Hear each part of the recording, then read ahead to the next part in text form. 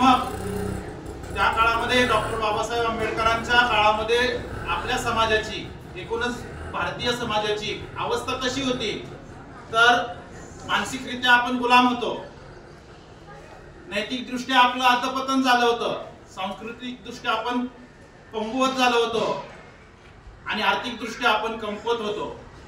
आणि अशा काळामध्ये डॉक्टर बाबासाहेब आंबेडकरांनी या सर्व भारतीय समाजाचा अभ्यास केला आणि या समाजाला जर वरती आणायचं असेल तर एकच मार्ग आहे, तो म्हणजे या समाजाला शिक्षणाच्या प्रवाहात आणलं पाहिजे. आणि म्हणून डॉक्टर बाबासाहेब आंबेडकरांनी आपल्याला एक मूलमंत्र दिला की तो म्हणजे शिका, संघटित व्हा, संघर्ष करा. या मूलमंत्राचा अर्थ नेमका काय आहे, तर शिकून आपण कृती प्रवण झालं पाहिजे, कार्यप्रवण झालं पाहिजे आणि संघटित होऊन अन्याय अत्याचाराला विरोध केला पाहिजे. आणि हाच खऱ्या अर्थाने या बाबासाहेबांच्या जीवनाचा पूर्ण सार आहे.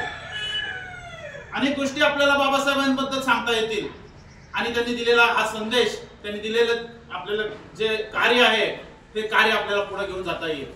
बाबासाहेब आंबेडकर म्हणजे आपल्यासाठी, आज आपण जरी बौद्ध समाज, बौद्ध धर्म स्वीकारला नसेल, बौद्ध धर्माच्या मार्गाने गेलो नसेल, तरी सुद्धा आपल्या मुक्ता साळवे यांनी आपल्याला 1855 साली सांगितलं होतं की आम्हाला कोणताही धर्म नाही. त्यांनी एक निबंध लिहिला होता की महामानवांचा धर्म कोणता, आणि त्याच्यात हा प्रश्न विचारला होता आणि सांगितलं होतं, स्पष्ट केलं होतं की आम्हाला कोणता धर्म नाही. आणि हे खरं आहे, आम्हाला धर्म नाही, आम्हाला संस्कृती आहे. आम्हाला एक संस्कृती आहे, ती म्हणजे आंबेडकरी संस्कृती. आज आमच्या अस्पृश्य समाजामध्ये किंवा मागास समाजामध्ये महाराष्ट्रामध्ये 59 जाती आहेत, भारतामध्ये 3,000 पर्यंत जाती आहेत. या सर्व जातींचा एकच आम्हाला धर्म नाही, पण एक संस्कृती आहे, ती म्हणजे आंबेडकरी संस्कृती. काय आहे आंबेडकर संस्कृती? आज आपण सगळेजण टापटीप दिसतो. जर हेच चित्र जर आपण 50 वर्षापूर्वी पाहिलं असतं तर आज आमच्या अंगावर कपडे कशी असती, तर फाटकी तुटकी होती. परंतु आज आमच्या अंगावर चांगली कपडे आहेत, इस्त्रीची कपडे आहेत, रुबाबात राहतो. ही संस्कृती आम्हाला कोणी दिली, तर बाबासाहेबांनी दिली. आज आम्ही शिकलेलो आहोत आणि शिक्षणाचा उपयोग आम्ही समाजाच्या प्रत्येक घटकाला पुढे नेण्यासाठी करत आहोत. ही संस्कृती आम्हाला कोणी दिली, बाबासाहेबांनी दिली. शिकलं पाहिजे.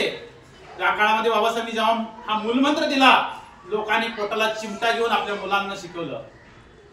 आज ती मुलं शिकून वेगळ्या पदावरती, उच्च पदावरती गेलेली आहेत आणि इतर समाजातील आपल्या बांधवांना ते वरती घेऊन जात आहेत. आमच्या अस्पृश्य लोकांतील काहींनी बौद्ध धर्म स्वीकारला, पण आम्ही काहींनी स्वीकारला नाही, परंतु आंबेडकर संस्कृतीनुसार आम्ही आज जात आहोत, याचा आम्हाला अभिमान आहे. बाबासाहेब म्हणाले होते की माझे 3 गुरु आहेत. ते 3 गुरु आपण नेहमी लक्षात ठेवले तरी आपण पुढे जाऊ शकतो. ते 3 गुरु म्हणजे पहिला आहे शिक्षण. शिक्षणाचं महत्व तर आपल्या सगळ्यांनाच आहे. बाबासाहेबांनी 10 बाय 10च्या खोलीमध्ये एका पैशाच्या घासलेट तेलावर रात्रभर दिवस रात्र अभ्यास केला आणि मग त्यांच्या या कार्यातून आपल्याला शिक्षणाचं महत्व समजून येतं. बाबासाहेबांकडे किती पदव्या होत्या? 13 पदव्या होत्या बाबासाहेबांकडे. शिक्षण, आणि म्हणून शिक्षण हे वाघिणीचं दूध आहे, ते पिलं की आपण गुरगुरतो.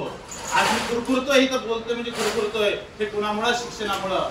मी लिहितोय, रोज आर्टिकल लिहितोय, रोज लिहितोय आणि त्याच्यातून मला अनेक प्रतिक्रिया येतात. लोकांची दिशा बदलण्याचं काम मी करू शकतो. हे कुणामुळे करू शकतो? बाबासाहेबांमुळे. आणि म्हणून शिकलं पाहिजे. शिक्षण हा पहिला गुरु होता बाबासाहेबांचा. दुसरा गुरु होता बाबासाहेब म्हणायचं माझा स्वाभिमान, हा दुसरा गुरु होता.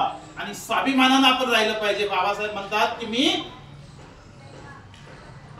माझ्या स्वतःच्या कष्टाने जगलो, कुणाच्या पुढे हात पसरला नाही, कुणा पुढे लाचार झालो नाही, आणि मी नोकरी करून समाजकार्य केलं. आणि म्हणून बाबासाहेबांकडून आपण स्वाभिमान हा गुण घेतला पाहिजे आणि स्वाभिमानाने जगलं पाहिजे. आणि तिसरी गोष्ट बाबासाहेब म्हणतात की मी तिसरा गुरु माझा हा चारित्र्य किंवा शील आहे. बाबासाहेबांनी आयुष्यात कोणतंही व्यसन केलं नाही. त्यांना 2च व्यसन होती. ते स्वतः म्हणतात की मला 2 व्यसन होती, एक चांगले पेन गोळा करणे आणि चांगली कपडे घालणे, आणि तिसरं गोष्ट म्हणजे चांगल्या पुस्तकांचा संचय करणं. आणि मग ह्या 3 गोष्टी जरी आपण या बाबासाहेबांच्या या जयंतीच्या दिवशी आत्मसात घेतल्या तरी सुद्धा आपण सुद्धा बाबासाहेबांसारखे प्रति बाबासाहेब होऊ असं मला वाटतं. आणि म्हणून बाबासाहेबांनी जे मूलमंत्र आपल्याला दिले, जे गुरु आपल्याला सांगितले, जे महामानव आपल्याला दिले, त्या सर्वांना आपण आपल्या समोर आदर्श म्हणून ठेवूया आणि आपल्या या प्रगतीच्या मार्गावर जाऊया. एवढे बोलतो आणि मी या ठिकाणी थांबतो. जय भीम, जय लवचिक, जय हिंद, जय महाराष्ट्र.